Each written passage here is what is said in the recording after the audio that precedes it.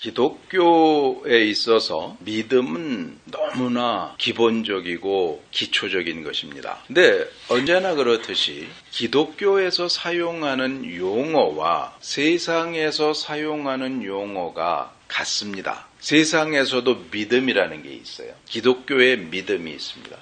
근데 이 두 가지가 의미가 굉장히 다릅니다. 제가 사랑도 그렇고 정의도 그렇고 그런 것들이 나올 때마다 세상적인 의미와 우리 기독교에서 사용하는 의미를 가능하면 예리하게 구분하기 위해서 애를 쓰고 또 우리가 그것을 공유하기를 원하고 있습니다.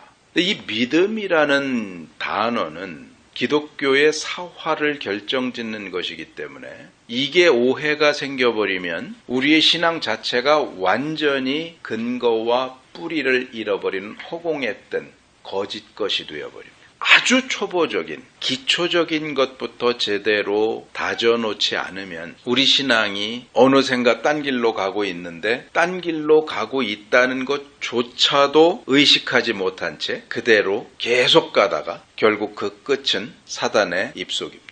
그래서 우리는 하나님께서 66권의 성경을 주신 이유가 무엇인지를 좀 정확히 알 필요가 있어요. 이게 다 사람의 말로 된 책이지 않습니까? 무슨 말씀이냐면 성경을 읽고 이해하고 정확하게 깨달으라는 겁니다.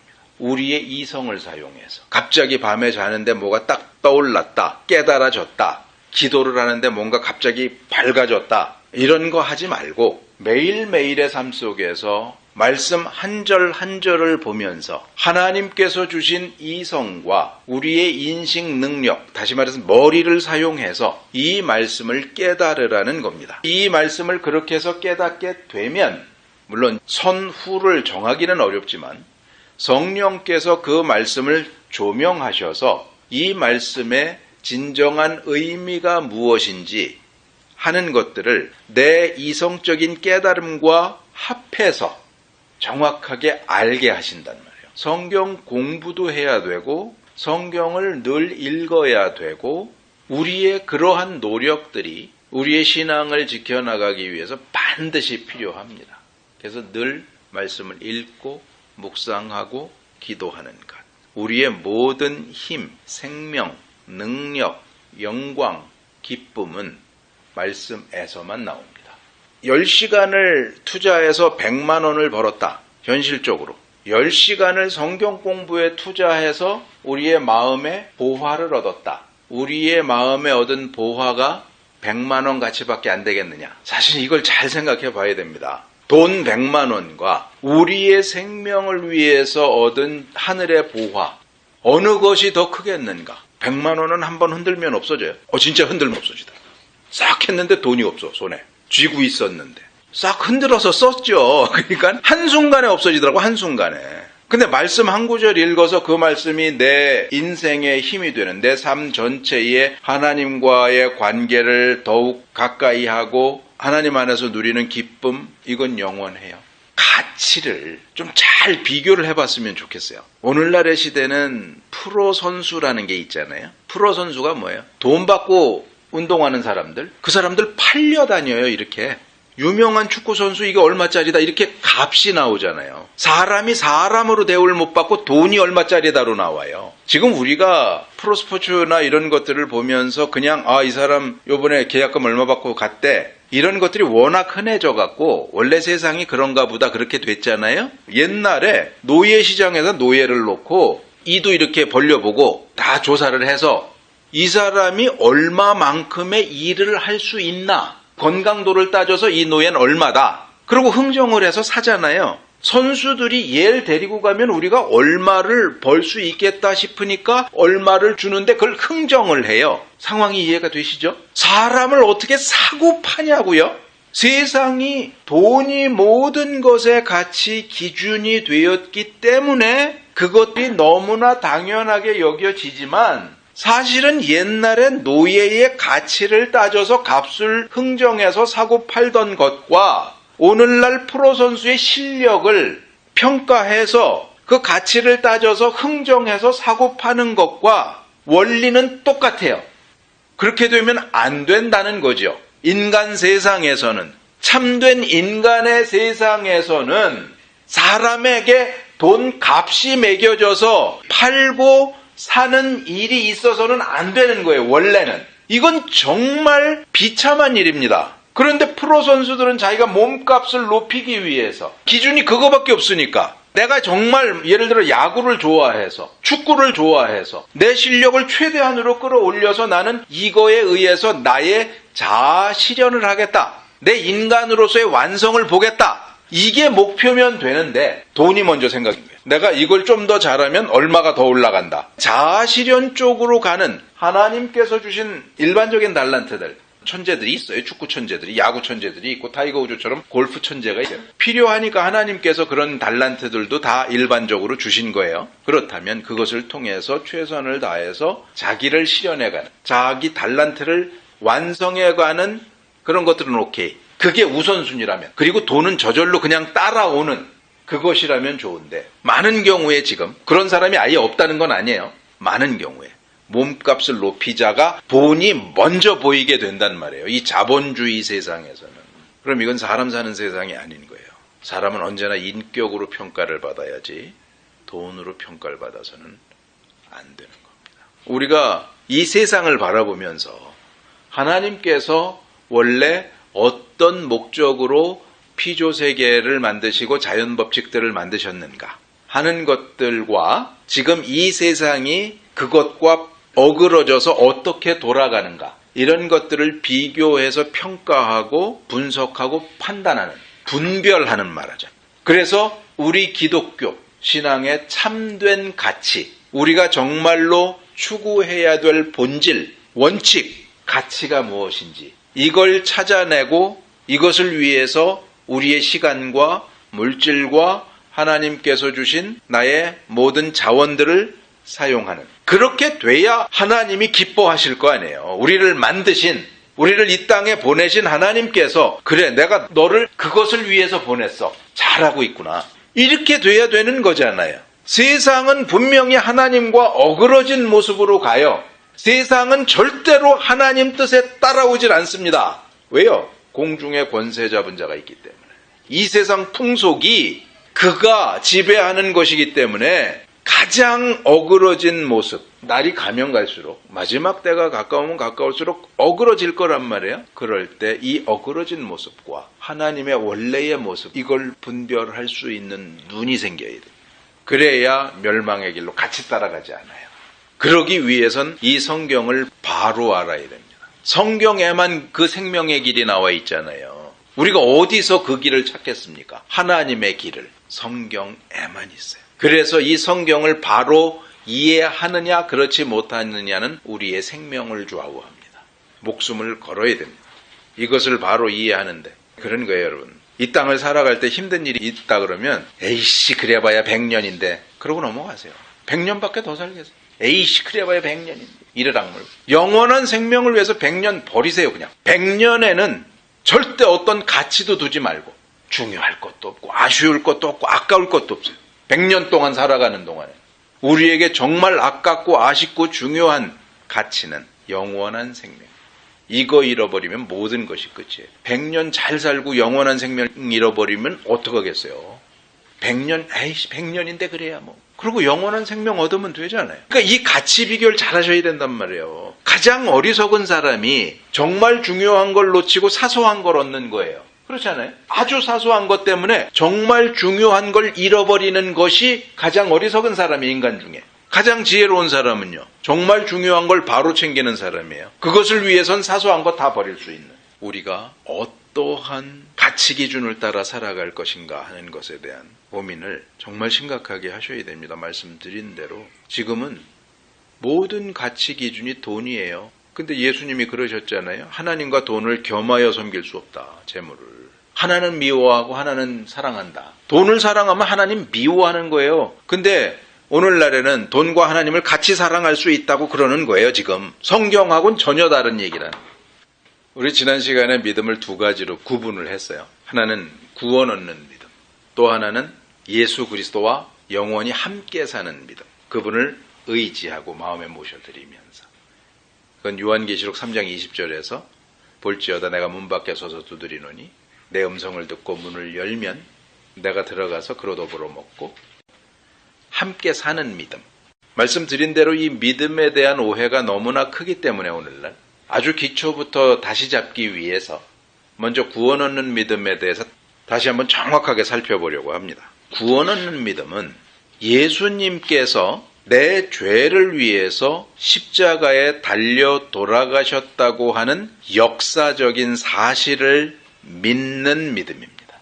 제가 역사적인 사실을 강조하는 이유가 오늘날 어떤 사람들이 이 역사적인 사실을 무시합니다. 역사적인 사실이 있었든지 없었든지 상관없이 그것이 있었다고 믿기만 하면 된다라고 하는 걸 믿음이라고 얘기를 해, 이 사람. 그걸 믿음이라고 얘기를 한다니까요. 신학자들이 그렇게 얘기를 해요. 신학자들이 얘기하는 거랑 우리랑 무슨 상관이냐? 여러분, 신학자들이 신학교 교수를 하고요. 그 신학자들에게 우리가 배워서 목사가 된다는 얘기예요. 우리가 학교에서 배운 걸 받아들이고 믿게 되면 그걸 그대로 전하는 거예요. 여러분들에게. 이게 신학자들이 그런 얘기를 했다는 게 성도님들하고 전혀 관계없는 것이 아니라 그대로 흘러내려오는 이런 모습이 되기 때문에 영향을 안 받을래야 안 받을 수가 없어요.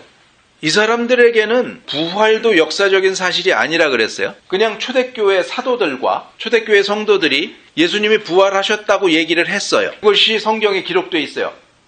예수님의 부활이 역사적인 사실이 아니어도 돼요. 그냥 그 사람들이 한 얘기를 믿기만 하면 돼요. 오늘날에는 더더군다나 에덴 동산도 실제 했던 장소가 아니에요. 아담도 역사적인 인물이 아닙니다. 제가 전에 선덕여왕이라는 드라마를 좀 보시라고 그랬잖아요. 보셨어요? 선덕여왕? 미시리를 하셔야 돼요. 미시리가 사람들을 미혹할 때 자연현상이었잖아요. 다 일식이나 월식이나 이런 것들이 다 자연현상이었는데 미시리는 그걸 뭘로 연결시키냐면 신의 뜻으로 연결을 시켜요. 자기는 신하고 연결되어 있는 사람인 거예요. 그래서 이건 신이 이런 의미로 우리에게 보여주는 거다. 걔는 천문학을 알았던 거예요. 미시리는. 몇 날 몇 시에 이런 일이 일어날 거야. 그러면 그 의미는 이런 거야. 그 이런 거야는 자기 권력을 지키는 것과 관련된 그런 해석이란 말이에요. 그러니까 무슨 얘기냐면 그 당시의 사람들은 어떤 자연현상이나 이런 것들을 신이 일으키는 기적으로 해석을 했다는 거예요. 일식이나 월식 같은 건 신이 해와 달을 만져가지고 기적을 일으키는 거예요. 그리고 그걸 통해서 무슨 계시를 주고 싶은 거예요. 그걸 해석한 게 미실이에요. 여러분, 이게 예수님 오시고 나서 600년이 지난 다음에, 그러니까 AD 600년대에 있었던 일이에요. 선덕여왕 얘기는. 신약 성경은 AD 100년까지 쓰여진 거고 500년 전에 쓰여졌단 말이에요. 선덕여왕보다. 모세오경은, 창세기는 그것보다 1500년, 미시리 때보다 2100년 전에 쓰여진 책이에요. 그러니 이 사람들이 갖고 있을 그 자연현상, 어떤 이적적인 현상같이 보이는 그런 것들에 대한 신비로운 감정들, 이런 것들이 어떠했겠어요? 이걸 이제 신화적인 사고방식이라 그래요. 모든 걸 신하고 연결시키는 신화적인 사고방식. 그래서 그때의 사람들에 의해서 쓰여진 성경도 결국은 그런 시각으로 쓰여졌을 것이다. 그래갖고 성경에 있는 모든 기적들을 다 빼버려야 된다 라고 하는 게 오늘 현대 신학자들이 기적은 없었다. 그저 그 당시 사람들이 모든 것을 신하고 연결시키는 사고방식을 가지고 있었기 때문에 홍해가 갈라진 것도 예를 들어서 한국의 무창포 같은 데서는 이게 바닷물이 갈라져서 길이 나오는 게 있어요. 밀물과 썰물에 의해서 갈라지는 게 있다고요. 홍해가 갈라질 때도 그런 것이었는데 그걸 보고 신화적인 해석을 해서 이걸 하나님하고 연결시켜서 이 사람들이 바다가 갈라졌다고 얘기를 한 거다. 그러니까 그것도 다 신화적인 사고방식이라서 우리가 이성적으로 그걸 찾아내야 된다 그래가지고 홍해 쪽에 보면 굉장히 얕은 갈대바다가 있다. 그래서 안 갈라져도 그냥 걸어가요. 그런 곳으로 건너갔을 것이다. 이런 식의 설명을 하는 거예요. 제가 전에도 한번 말씀드렸지만 벌써 30년 전이에요. 어떤 감리교 출신의 전도사가 오병이어의 기적을 가지고 그런 얘기를 해요. 오병이어의 기적이 일어날 때 군중들이 3일을 쫓아다녔어요. 예수님을. 그리고 먹을 것이 없었어요.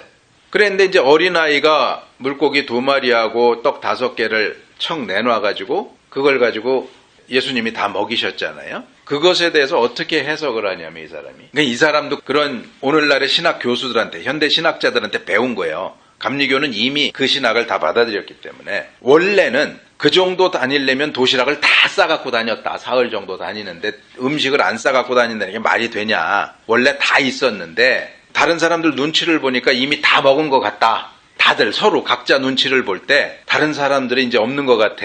그래서 내가 이걸 꺼내면 난 다 뺏기고 아무것도 못 먹을 것 같아. 이제 이런 생각을 가졌다는 거예요. 원래는 다 있었는데 충분히. 그래서 이걸 못 꺼내놓고 있었다는 거예요. 서로 배고픈데도. 근데 예수님의 말씀을 듣고 어린아이가 이제 순진하잖아요. 그러니까 어린아이는 잘 배우죠. 어린아이가 그걸 척 내놨단 말이에요. 그 아이를 보고 부끄러움도 생기고 또 예수님 말씀 들은 것이 또 깨달아지기도 하고 그래서 인간의 그 사악한 이기심이 다 변해서 있는 모든 걸 다 꺼내놔갖고 그 한 끼만 내놓은 게 아니고 자기가 갖고 온 모든 걸 다 내놨던 거예요. 그래서 다 먹고도 몇 광주리를 거뒀다는 거죠. 그러면서 하는 말이 뭐냐면 어떤 것이 더 큰 기적이겠습니까? 이러는 거예요.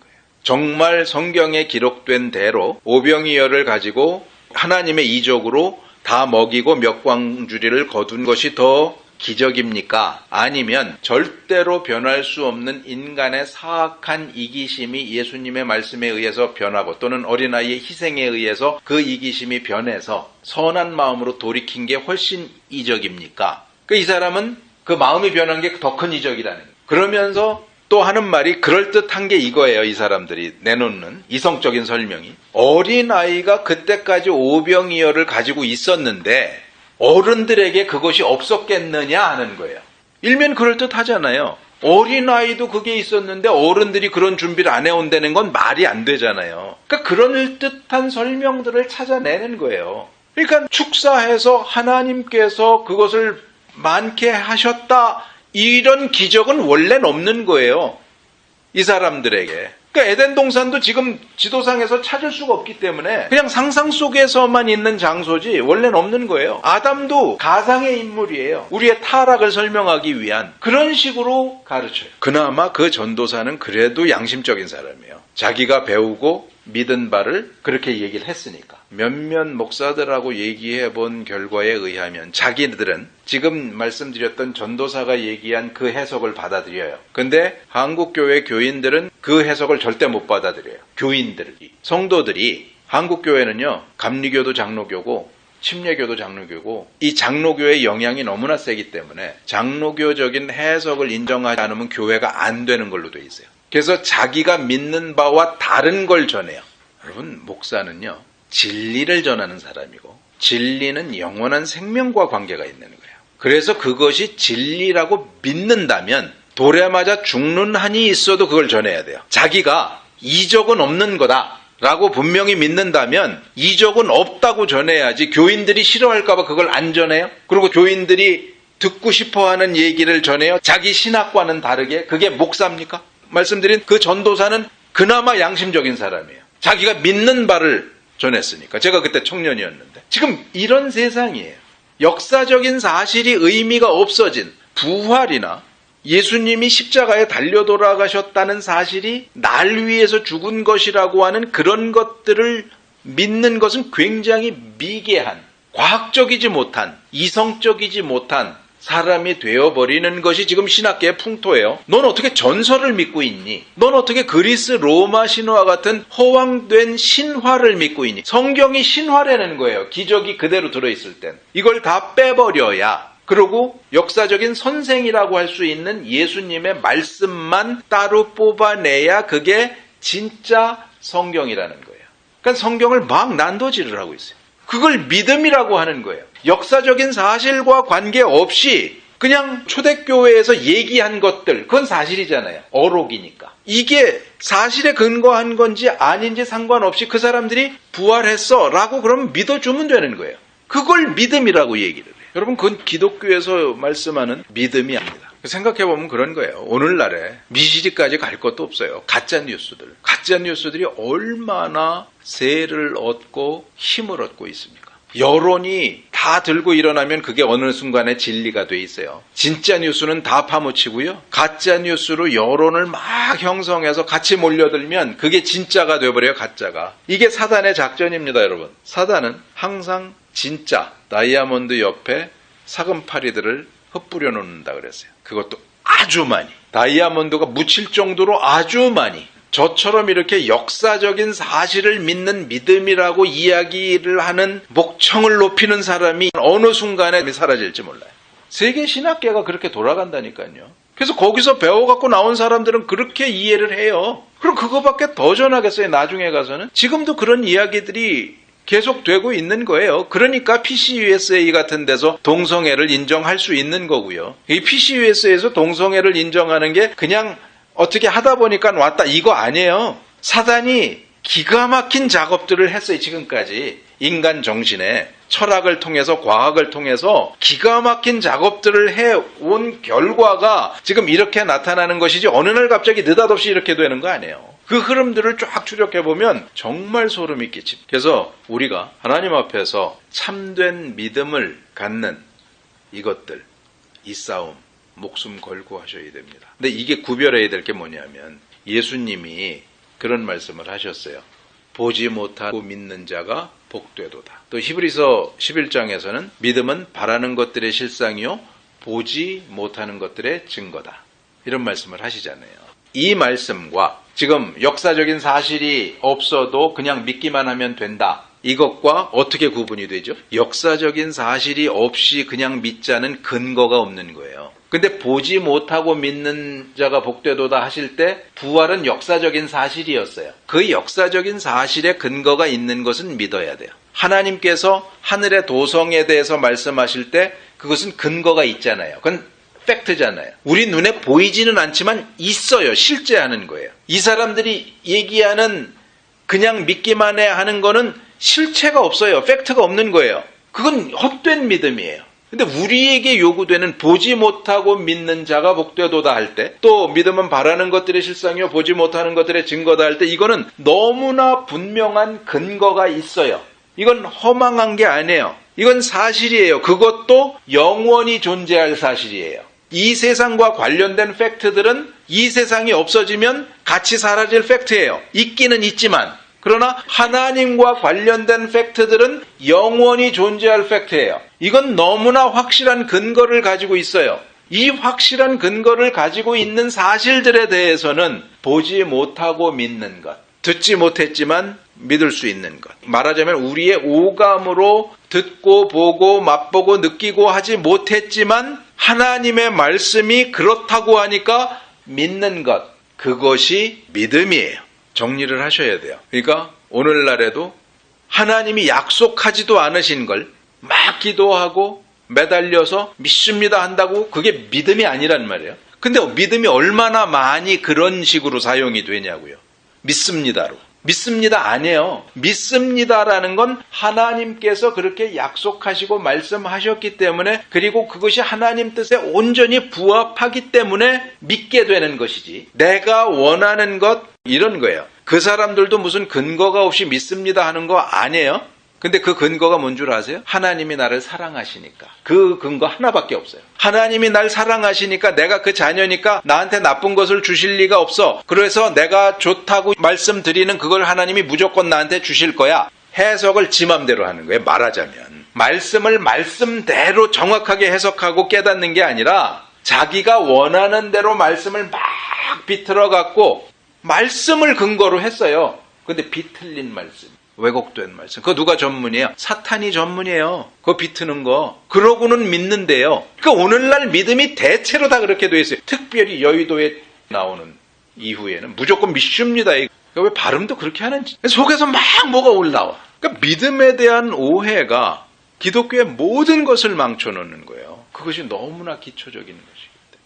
그래서 이걸 바로잡지 않으면 우린 하나님 앞에서라고 표현까지 할 필요도 없어요. 생명이 없는 거예요. 허황된 근거에는 생명이 없어요, 여러분. 그렇잖아요? 아니, 예수님의 십자가나 부활이 역사적인 사건이 아닌데 그걸 그냥 믿습니다 한다고, 그걸 역사적인 사건으로 인정하지도 않고 믿습니다 한다고 거기에 생명이 있어요? 성경은 정확하게 하나님께서 역사 속에서, 창조 이후에는요, 하나님께서 역사 가운데서 일하신다고 하는 그것을 아주 분명하게 말씀해 주고 계세요. 그것이 성경입니다. 역사를 떠나서는 하나님이 일하지 않으세요. 우리와 함께 하실 때에 언제나 역사 속에서만 일을 하십니다. 그래서 역사적인 사건들, 이것이 우리에게 대단히 중요한 거예요. 성경에 기록된 역사적인 사건들은 다 역사적인 근거를 가지고 있는 거예요. 그런 역사성, 역사적인 사실이라는 것을 부인하는 믿음은 믿음이 아닙니다. 사탄은 자꾸만 그 허황된 것들을 우리에게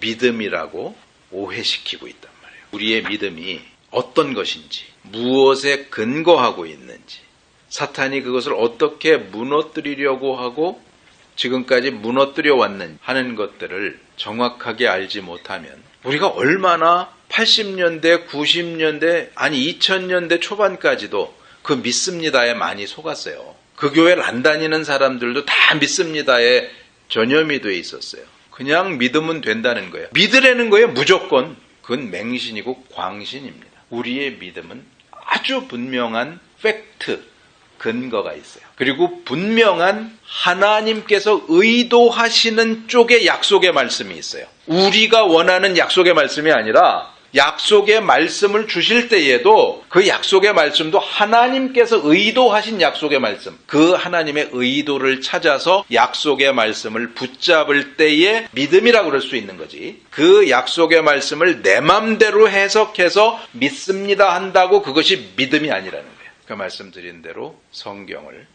정확하게 알 필요가 있습니다. 고민들을 계속 하셔야 됩니다.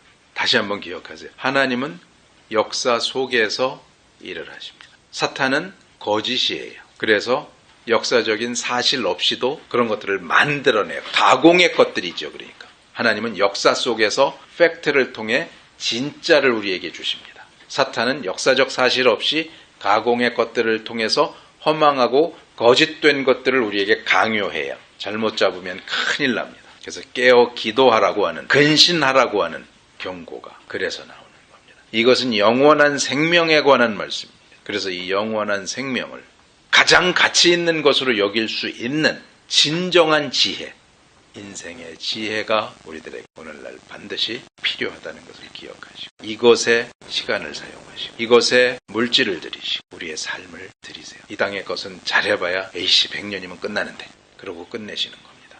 그리고 영원한 생명에만 우리의 모든 것을 드리는 겁니다.